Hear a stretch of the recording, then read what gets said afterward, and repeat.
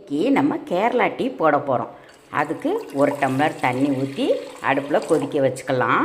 இந்த டீ பார்த்தீங்கன்னா, நான் சின்ன பிள்ளையில கேரளா போகும்போது அங்கே எல்லார் வீட்லேயும் இந்த டீ இருந்துச்சு. அதாவது எப்போ நிறைய பாத்திரத்தை நிறைய தண்ணி வச்சு இது எல்லாம் கொதிச்சுக்கிட்டே தான் இருக்குது.